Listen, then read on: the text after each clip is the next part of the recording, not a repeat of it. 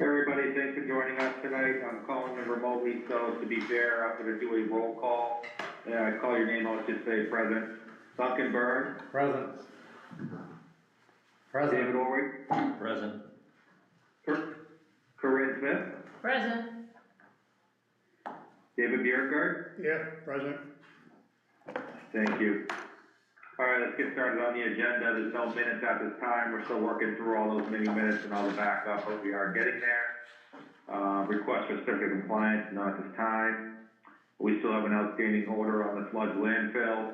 I understand there is a public hearing, a public outreach meeting occurring at the same time as our Conservation Commission meeting. A little disappointing we can't all get there and be present at that as well, but we'll do the best we can. Any discussion in the room from commissioners on the sludge landfill? Nope. No. Has everybody had a chance to look at those links and all the data that they're presenting tonight? Are you talking about this, are you talking about materials that we received via email? Yeah, there's that link from all they gave the PowerPoint presentation and stuff as well. Could you guys get that? Are you talking about for the additional meeting that's ongoing right now? Or the enforcement? Yeah. Oh, okay. I did get that material, yes. Okay. There's a couple things in there that are pertinent to what we've been talking about, the sludge landfill, specific to wetlands. So just if you haven't logged into that link, it's pretty easy to use.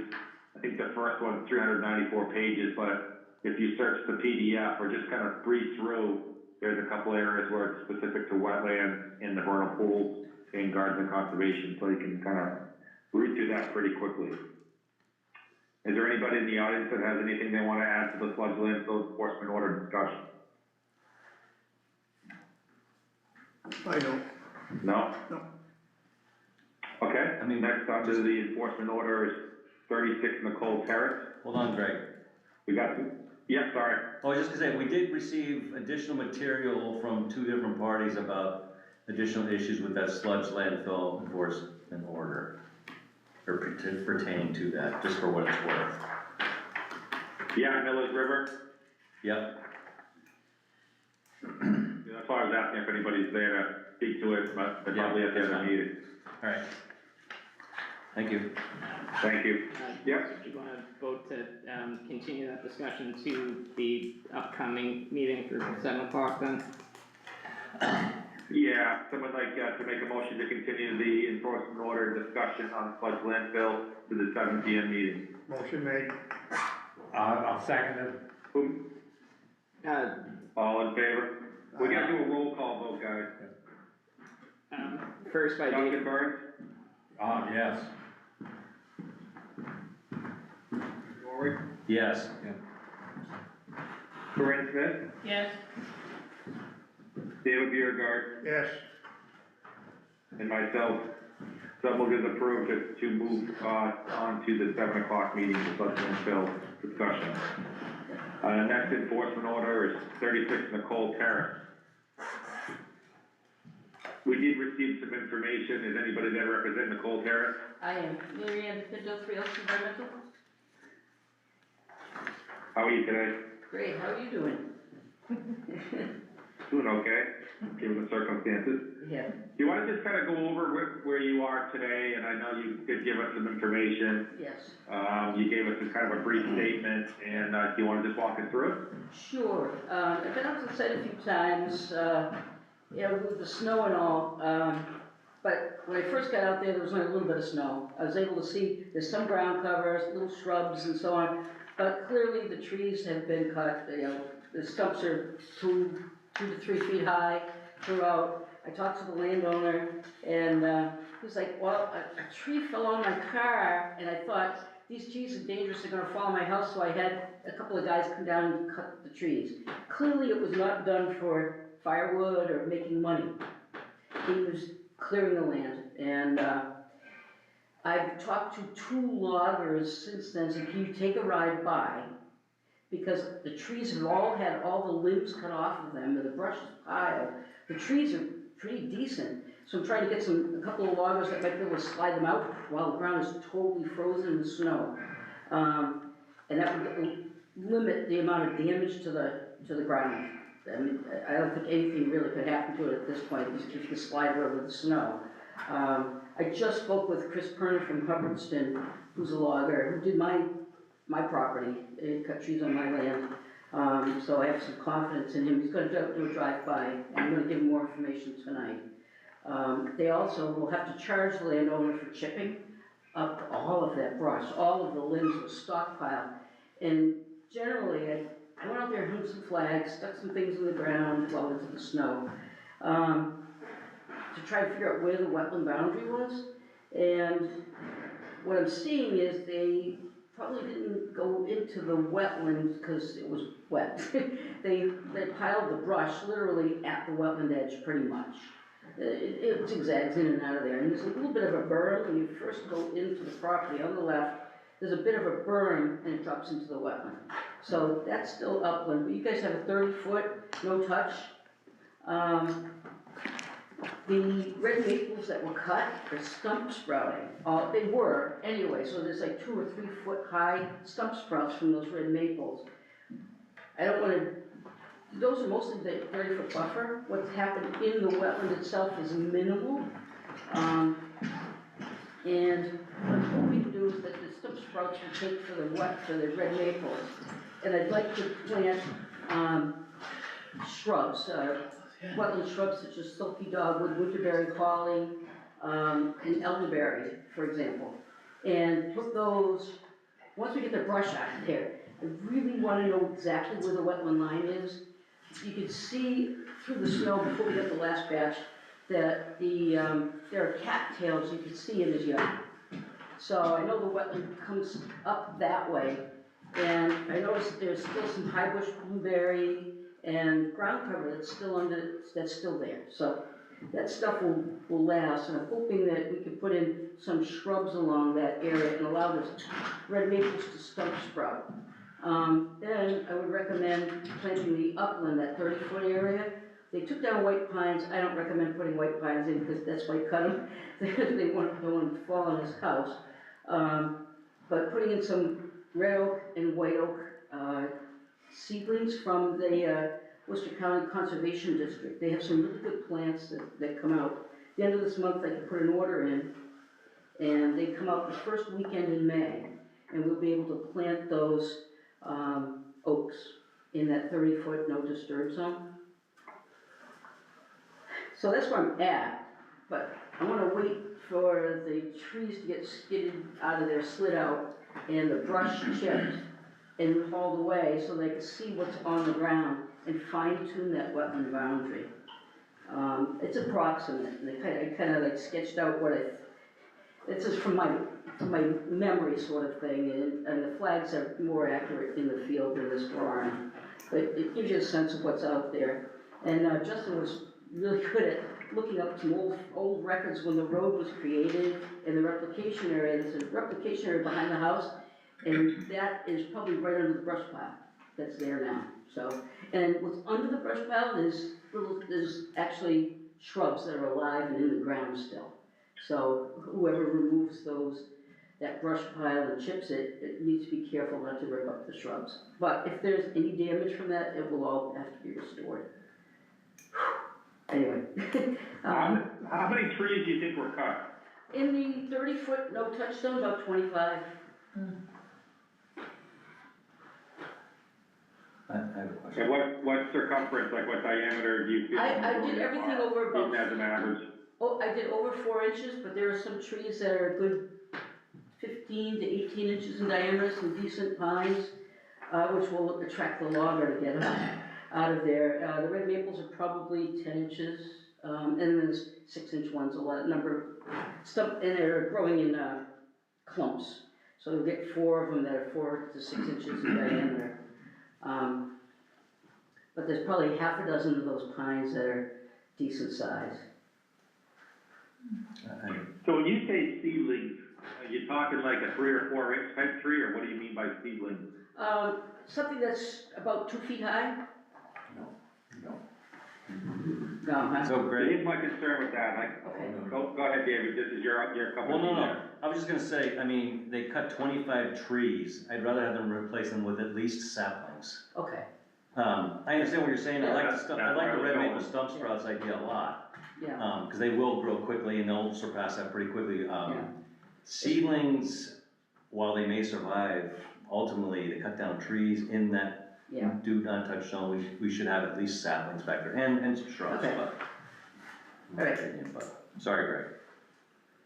No, that's exactly where I was going, alright, because my concern is you put something in there with no shade cover, and there goes our wetlands, it dries right up. well, the other thing is those trees are pumping a lot of water out, so you get this balance that's going on too. The water level is going to be actually higher in that area. The cattail marsh had no trees in it, and the actual wetland itself was shrubs, pretty much. There were very few trees. There's still some white pine standing right at the edge of the wetland as well. Yeah, I see your notes here, so, can you give us a list of plants with like a diagram of where you're proposing to put what, so we can review those?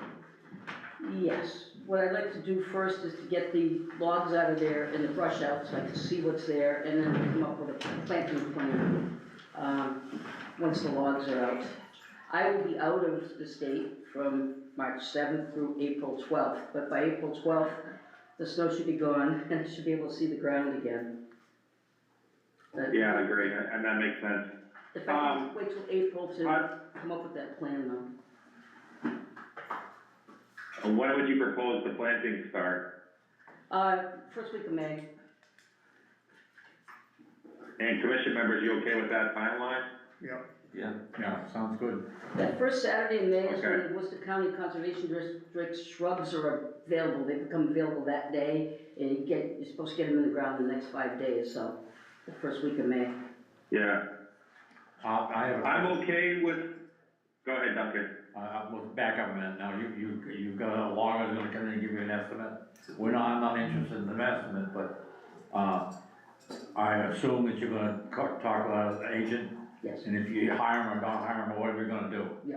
Okay, that's my question. Yeah, I'll let you know who it is, when they're gonna be there, I'll give you all the details. Yeah. Um, Yeah, and definitely, have the agent notified that When when it's they start to happening. do the business. And if I could be there, if it happens, it should happen in the next 2 weeks. It's gotta, because then the spring thaw start and, it kinda wanna mess it up. You got 3 feet of, we got 3 feet of frost now. Yes, it's perfect, We're gonna have a mud season. yes, to beat the band. Yeah. Okay, The other thing is, we could probably, if you could kind of designate the route he's gonna drag those out, because yes, I don't know the loggers you're talking to, but we just wanna make sure they're not gonna drag them through any wetlands or anything. I mean, I prefer to drag them the shortest route out of the 30 and 60, and then take them wherever they need to take from there. yes. Greg, I have a question. This is Corinne. Go ahead, Corinne. Yeah. Did you see the property only in snow? I saw it with a little bit of snow. Oh, okay. I saw it with it, when we got the first Okay. thunderstorm. Okay. And Because when we went, whenever I saw the photographs. we went, there was water behind the house, Yes, right behind the house. Away from, with the actual Away from wetland that you yeah. could see. There were there's a little ditch brooks. there. There Yeah. were little brooks walking, wandering through there. Just, Mm. yeah. Okay. Okay, and then, so you're gonna give us the plan of you're proposing and where it's gonna go, and we need some type of, area where that's gonna be replicated again, because you said that file's on another replication area, so we'll need something in writing of what you're proposing in that space as well. Right, And are you not gonna be able to give that to us now, or are you gonna kinda wait till the spring to do that? I'm gonna wait till the spring. I wanna see what's under there before I start proposing things. And I'm gonna look into getting some decent sized saplings, to replace the bigger trees. Yeah. Okay. So do we put this back on the agenda for like the April 8th meeting? Does that make sense for everybody? I won't be back until the 12th. Do you have just one meeting a month? 22nd. 22nd? The 20, April 22nd? That would be I'm not perfect. sure if that's the date. Yeah, I mean, So the thing is, we need that information in advance of that meeting. So Okay, you have to give it to us. Yep. If you could do it, the week of the 7th, even if you could just email it the week of the 7th, then we can have it a week to review, we can have to review it before the meeting on the 22nd. 21st. okay, And we need, No, I'm sorry, 21st. Yep. Sorry, 21st. we also need 9 copies. 9? Yep. Okay. Alright. Does that make sense, everybody? Yes. Yeah, Okay, great. Okay. you want a motion on that? Or all set? Yeah, make a motion, we'll have to vote on it by roll call. Someone like to make a motion to approve continuing the enforcement order on 36 McColl Terrace until the April 21st meeting. I'll make that motion. Second. All in favor? Roll call, the all in favor, Duncan Aye. Burns, Yes. David Orwig, Yes. Corinne Smith, Yes. David Biergard, Yes. and myself, yes. So moved as approved to move it to, continue it on to the 21st of April, 2025. And it's my Thank understanding you. that I'll work with Justin to, when the logger's determined and when that's going to happen. So that will be Yeah, allowed give to us go a forward notice. without any more voting or, perfect, great. Correct. Thank you all very much. Thank Have a good you. evening. Thank you. You're welcome. Make sure you, tell Justin about when they're gonna start so he can get out there. Absolutely. All right, thank you. You're welcome. Have a good night. thank you, Mary. The next, the hearing, the request for determination of applicability. The Gardner Conservation Commission will hold a joint public hearing under MGL Chapter 131, Section 40, in the Wetlands Protection Act and the City of Gardner Wetlands Protection Ordinance, on the request for determination of applicability filed by James Aprisla? I forgot that, sorry, I apologize. The project is located at 125 Snake Pond Road, Gardner, for proposed tree removal and is set to occur within the buffer zone of afforded vegetated wetland. Is somebody here to represent? Nobody's there for 125 Snake Pond Road. I do not believe so. Have you heard anything from them, Justin? I haven't heard anything since the original request for continuance. I would suggest if they're not here, we should probably continue it again. All right, someone like to make a motion to continue to the February 24th meeting. I'll make that motion. Second. Someone second it. All right, thank you. Roll call, Duncan, Yes. Burns, David Orwig, Yes. Corinne Smith, Yes. David Biergard, Yes. and myself, so we'll just approved. Continue to the 24th of February. The next is a notice of intent. The Gardner Conservation Commission will hold a joint public hearing under MGL Chapter 131, Section 40 of the Wetlands Protection Act, and the City of Gardner Wetlands Protection Ordinance, a notice of intent filed by our BFC Group on behalf of North County Land Trust of 325 Lindell Ave, Leominster, 01453, for a proposed gravel pit stabilization project off of Keys Road, which is map 827-105. A portion of the proposed work is set to occur within the buffer zone of a certified vernal pool, as well as the several bordering vegetated wetlands. Anybody there to represent North County Land Trust? Yes, Paul Martin from BSC and Anna Wilkins from North County Land Trust. so, Thank you. yep. So we send in some response, sorry, go ahead. No, I was gonna say the same thing, go ahead. Yeah, so we send in some responses to the DEP comments and questions on Friday to Justin, and I understand he got them to you maybe this morning. We're here to answer any questions on the DEP comments. You wanna just buzz through them, you don't have to go verbatim, but just kind of give Okay. us a synopsis of, like, for item 1, your response. I mean, I don't think we need to read every single one, but. Okay. So the first item from DEP was whether the existing utility infrastructure was going to be removed.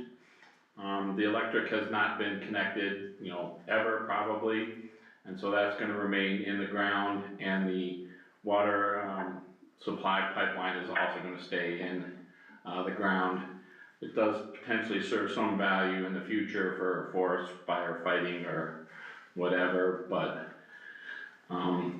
it's all located outside of, both wetlands and the buffer zone, so technically it's not in your jurisdiction. Second one, asked about the stormwater report and whether the peak discharge rates increase. My understanding from our civil engineer is that overall, the grading took some areas and made them a little steeper, and other areas are flatter, like some of the mounds. But the net change under the standard is whether you're increasing stormwater flowing off the property, and that is not happening. So all the water, even if it might be a little bit more moving in one direction in some little sub-watershed, it all either infiltrates or goes into that detention basin on site. The third one, whether the two of the wetlands serve as isolated land subject to flooding. Wetland D is really small, and there's no evidence that any amount of water really ponds in there, and certainly not anything close to a quarter acre foot. So we don't believe that it's necessary to do that calculation to determine the size of the contributory watershed. Plus, we're not doing any work to impact that area. And then wetland C is also the vernal pool, which is an ORW.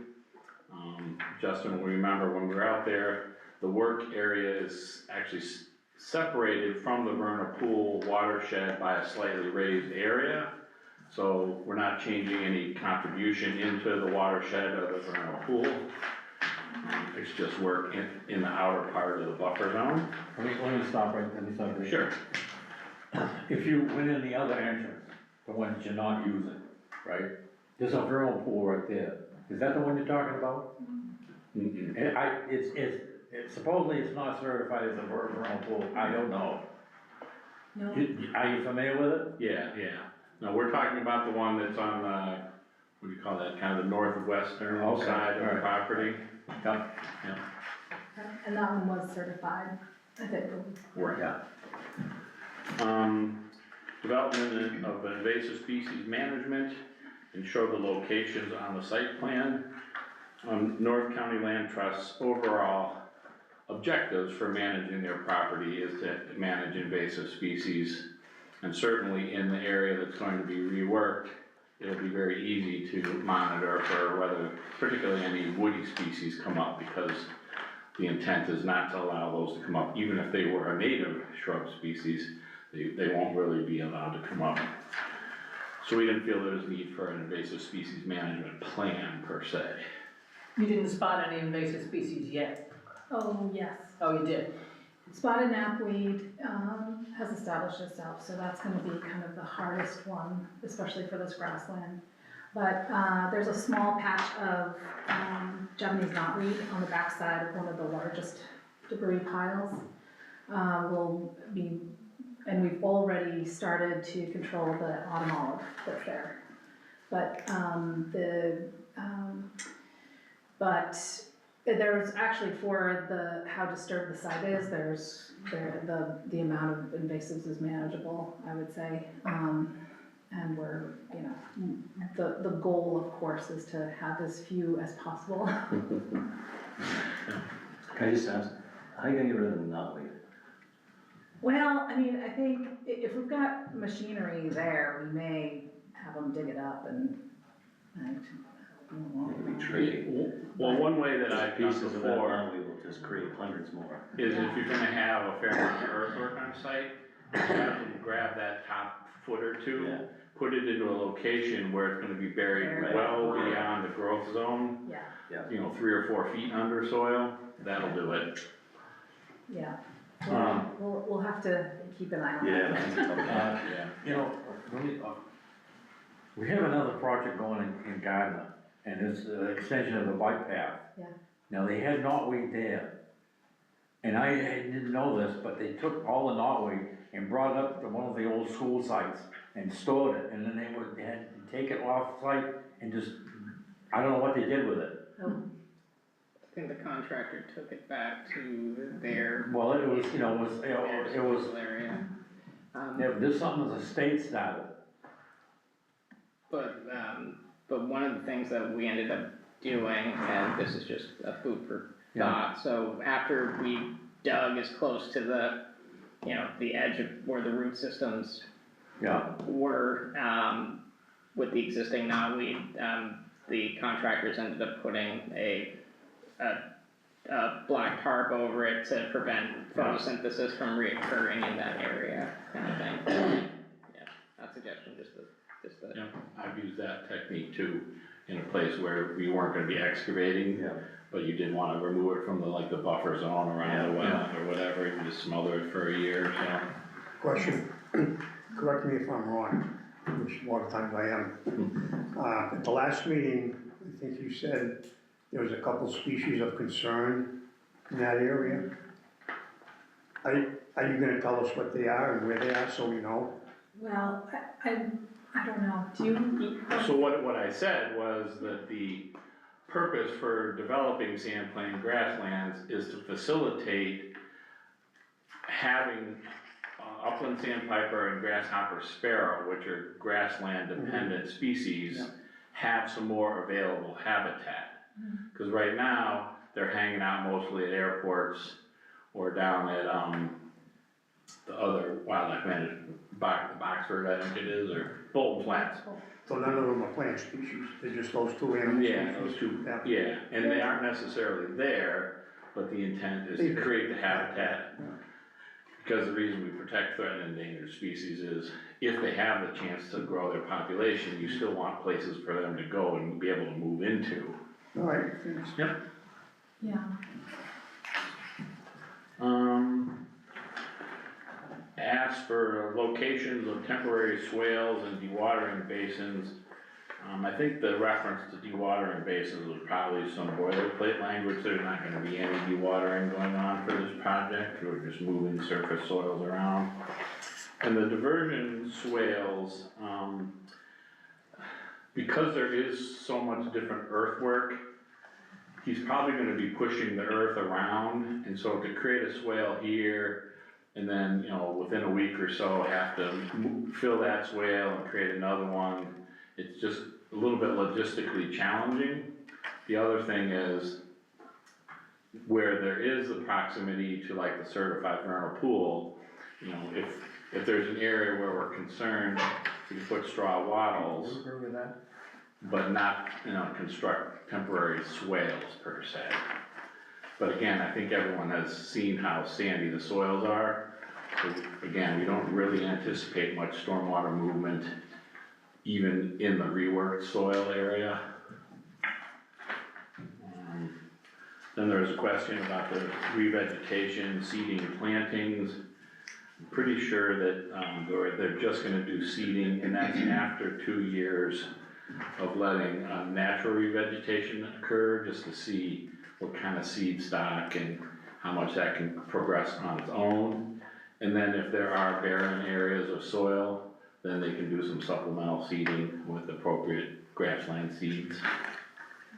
But I don't know where the planting woody species came from. Again, that might have been boilerplate language. I think it was on the. Oh, I know, it's on the slope. talus slope, yeah. That in the southeast, Yeah. southwest corner, there is an area of a steeper slope that's gonna be graded. Yeah. And that will have woody species, cause their roots really help anchor the soils better than herbaceous species. Yeah, so we did have a question related to, just letting it go for 2 years. I have a question for that. Sure. Well, what happens if, Mother Nature works in crazy ways, and she decides that she's gonna come in with a brush hog and do it, or whatever, or harrow it, or plow it, or what? So, Let's, Are you- worst case scenario, nothing comes up, is what you're saying? Like, No, if we're, something comes up you don't want. oh, right, then we would have to control for it. A bunch of woody shrubs, say, A came bunch, in. a bunch of woody shrubs, we'd probably, you know, well, I guess it depends on what was coming up, but within 2 years, your shrubs are gonna be little. And so we would probably do hand pulling and Mechanical things like work. that, and mechanical work. Yeah. But you know, right now, what's there, when we first acquired the property in 2020, the dirt bike activity that was there had really left it really fairly barren, and just, so we've curbed that activity quite a bit. Not to say that it's completely done, but there's a lot less activity, and just within the past 3 years, the amount of native, like grasses and other vegetations have really blossomed. Okay. So and there's areas that where the native sandplain grassland species are established that we're not gonna mess with. And those are our seed banks for the rest of the property.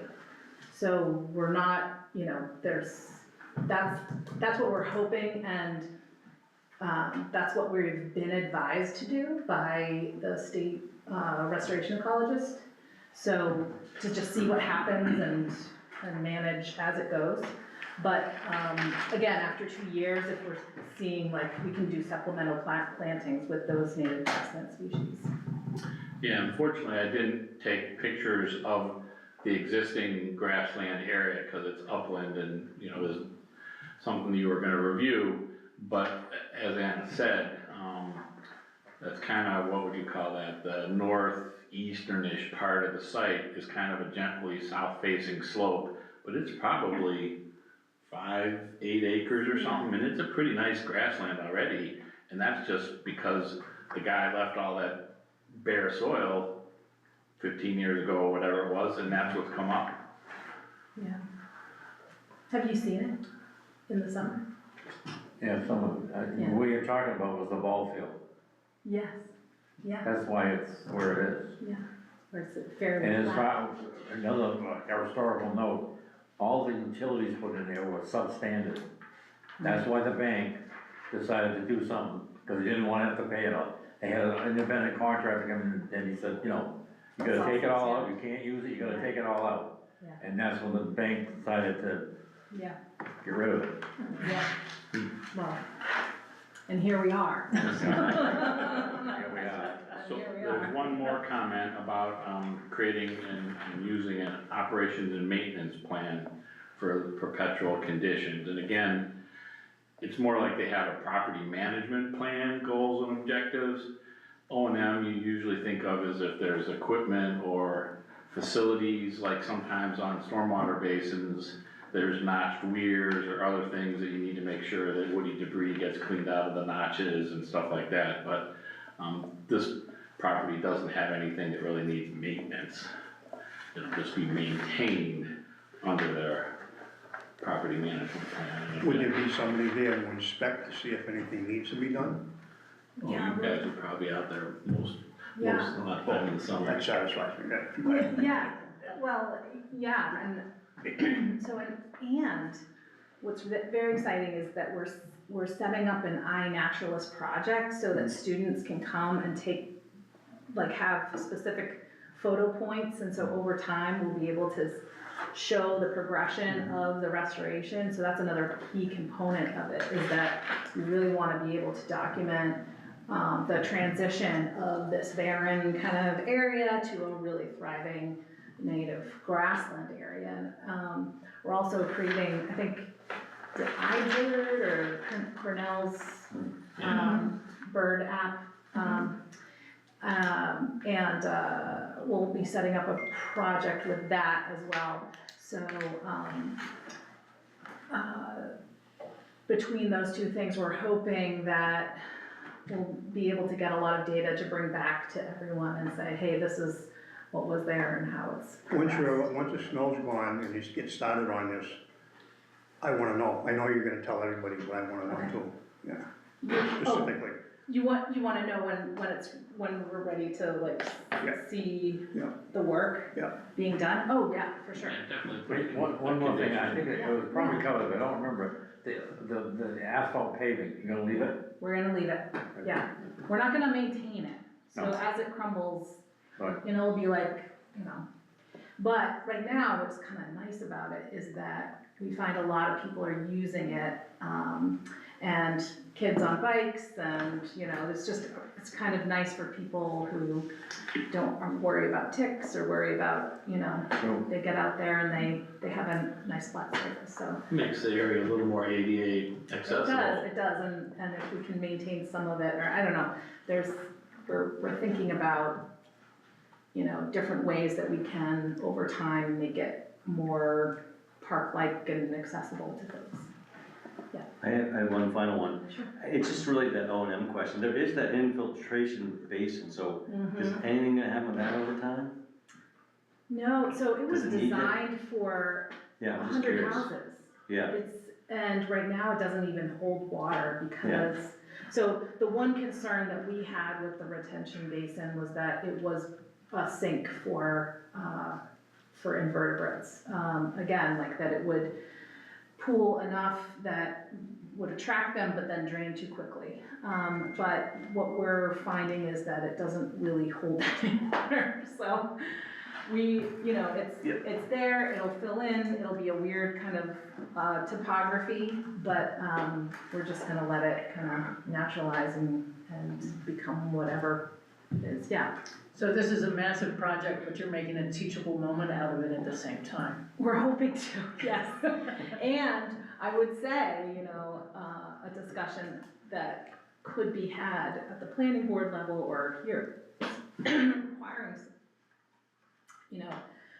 large-scale developments to have an escrow account or some sort of account, in case they leave it a mess. This is the second big pile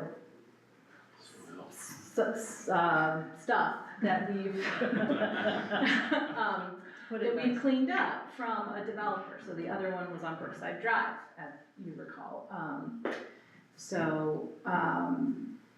I think that it's something to think about when big projects come in that are, is there a way to have the developers take care of the leftover stuff if it ends up that way? One more question. Sure. If you can foresee into the future, do you see any major problems that you're gonna have getting this thing the way you want it?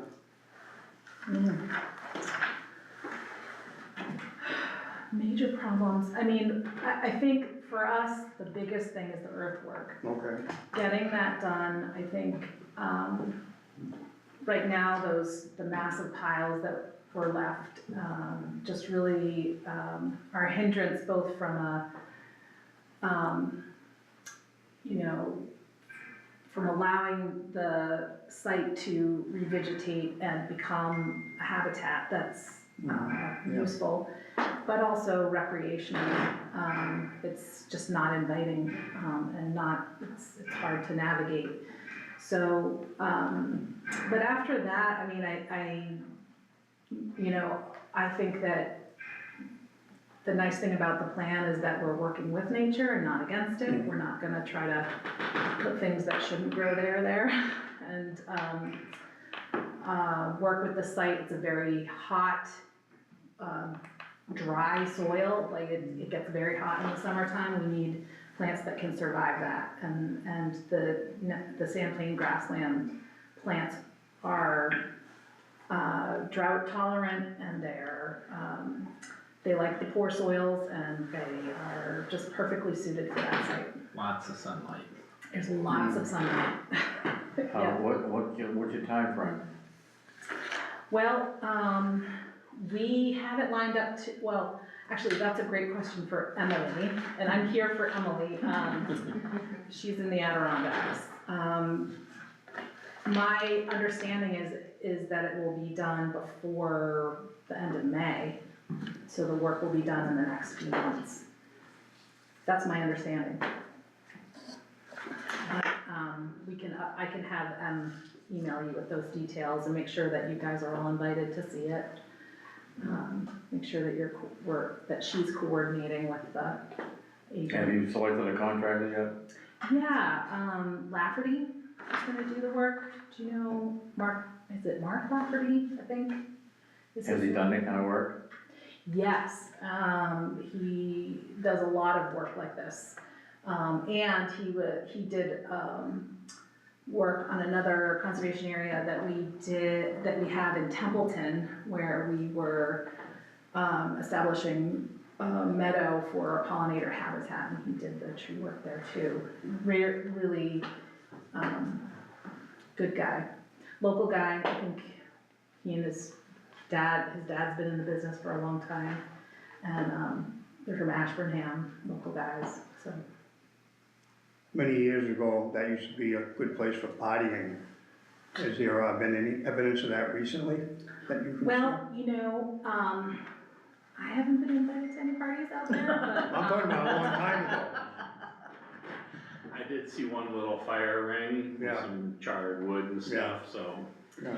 Yeah, but we do have, good relationships with the neighbors in the neighborhood, and, the Burgesses on the Keys side, and then, you know, we've got Mike on he's the last house before the parking area on the, Princeton Street side. And Bonnie O'Brien, who I went to high school with, is on that side, so, they have our cell numbers, they call us, and they know to report things to the police when there's anything that they find suspicious, so. It's much less so that way, but, certainly, I think, you know, with any open park or open space or anywhere, it's always gonna be something, but, community, they've been great partners for that. I think there's probably a very good chance there'll be less of that, because where we saw the fire ring is on the west side, and there's a big mound right there, and then it goes down and it's flat, and there's a big steep slope. But if you're back in that little finger, I mean, then no one can see you or whatever, so when this becomes gently rolling terrain, you can't hide and, you know, have a bunch of teenagers drinking beer and having a fire somewhere, not nearly as easily as you can right now. Yeah. Yeah. How much acreage? The project area or the total, Total. There's 157 acres. Hmm. But the project area is more like 20 areas for the project, and then the whole, yeah. Yeah, I think that was the target for the acreage Yeah. for the sand-plain grassland. Very detailed and complete. We're excited for it, we're very excited for it. This is what this property deserves. It did not deserve to be left like that, and, you know, I think that the historic use of that area as a recreational area, when Watkins owned it, and when it was Simplex's area, you know, I think we can bring it back to that, that's what we're aiming for, we're hoping for. Another asset to Gardner. That's good. I hope so. I got one question, but it's off. It has nothing to do with this. Okay, Is that Bonnie O'Brien, the girl that was a runner? yes, I know her very well. yes, she lives on Princeton Street. Okay. She's a neighbor. She's a good neighbor. So, yeah. You don't see any problems?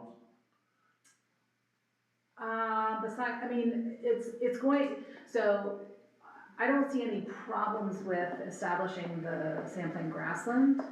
You know, general maintenance of the area is going to be an ongoing thing but that's what North County Land Trust does. That's what we do. We have, you know, Rome Conservation Area and have been maintaining that for decades. And we have other properties throughout the 16 communities that we serve. And, you know, we have staff and we have an amazing group of volunteers, and, so that's what we do. And if there is an issue, you know, there's an entity to come to.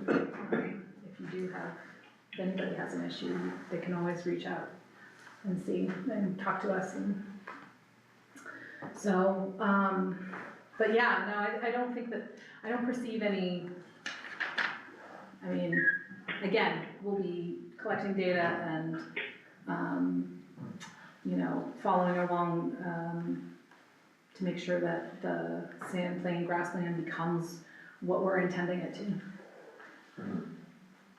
Yeah. That's good. Any other Good. questions? Yeah, thank you. You work with us, we'll work with you. Anybody in the audience, Great.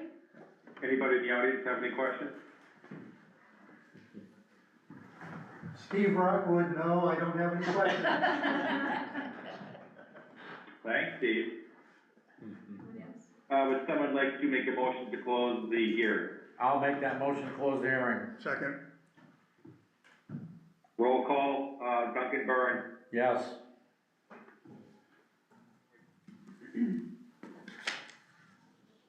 We can't hear you. Try again, Greg. David Orwig, Yes. Corinne Smith, Yes, David Biergard, yes, and myself, so moved as approved. Order of conditions, commissioners, any thoughts on that? Justin, any input there? I don't have any additional commissions to add this time. Anybody on the commission other than Justin have any other, Yeah, besides I have- notifying us I when have- they're starting, I'll make a duration, statement. go ahead. I just make sure he gets notified when you start the work, Okay, you know? Because okay, we've had that problem in the past, you know, okay. and it's Speak that, embarrassing. but not when with he gets them. it done and we Not know with it. them. but not with them.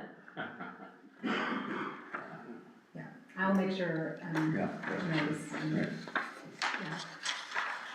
All right, well, thank you very much for your time. Yeah, Wait, thank you. vote to, Thank you. vote to issue the order conditions. Yeah.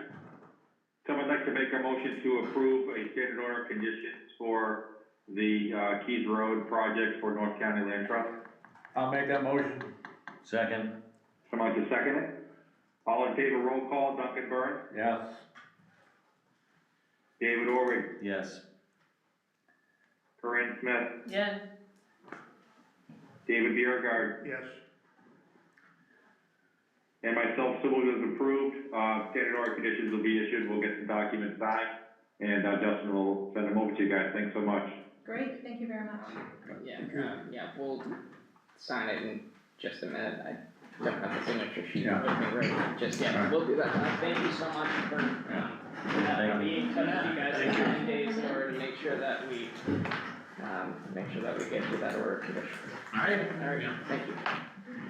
Thank you. Old business, 170 Mill Street. Justin, do you have any update? If not, we can, continue back to the 24th. At this time, I don't have any update, but I'll be keeping the commission informed as they come up. Would someone like to make a motion to continue 170 Mill Street to February 24th meeting? I'll make that motion. Second. Someone like to? Thank you. Roll call, Duncan Byrne, Yes. David Orwig, Yes. Smith, yes. David Biergard, yes. And and myself, so moved as approved. Any other new business, Justin, you wanna go over, or do you wanna get over to the next meeting? Well, before we start, before you would adjourn, I'm gonna, leave the room for a second just to print out a quick sheet of paper, and then then I'll start the recording for that. As far Well, as, let's vote to close this meeting, then you can go and get your paperwork and come back. yeah, alright, thank you. Would someone like to make a motion to end the 6:30 Conservation Commission I'll hearing? make that motion. Second. Someone like to second? Roll call, Duncan Byrne, Yes. David Orwig, Yes. Corinne Smith, Yes, David Biergard, Yes, and myself, so moved as approved. We'll, now close this meeting out, and, when Justin comes back, we'll start the 7 PM meeting. Thank you, everybody.